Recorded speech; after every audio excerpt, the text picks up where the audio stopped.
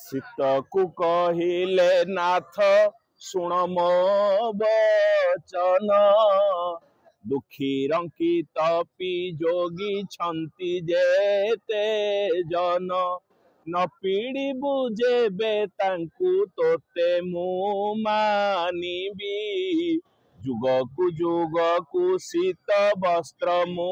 पिंधिबी। हाथिला शीत सहित महाप्रभुंकर कथोपकथन गतकाली निशार्धरे मार्गशीर शुक्ल पक्ष पंचमी रात्रि काल रे जेतेबेले शीत आसिकरी प्रथम अर्घ्य दबाकू चाहिला महाप्रभु को सेतेबेले शीत सहित महाप्रभु युद्ध करथिले एवं शीत परास्त होइथिला। शीत जेतेबेले परास्त होइकरी अति अनुनय विनय होइकरी महाप्रभु को कहिथिला जे महाप्रभु मते आपण सृष्टि करिसंती मते यदि आपण अंगीकार न करिवे ताले मोर संसार रे सम्मान कोन रहिबो। सेतिक बेले महाप्रभु ता सहित शर्त बाढ़ीथिले जे जो माने दुखी रंकी निष्पेषित दरिद्र तथा मोर सेवक माने जे प्रात काल आसिक मोर सेवा करछंती तांकु जदि तू पीड़ा न देबू ताहले मु तते अंगीकार करिबी। सेथिपाई शीत सम्मति प्रकाश करिबारु महाप्रभु द्वादश यात्रा भितर अन्यतम यात्रा जहाँकि प्रावण षष्ठी नाम रे जगत रे विदित बा ओढ़ण षष्ठी। तेणु आज षष्ठी दिवस रे महाप्रभु शीत वस्त्र को परिधान करिवे जहाँकि पूर्व रात्रि भोग मंडप घर भितर अधिवासित गृह रे अधिवास होइकरी रहिचंती।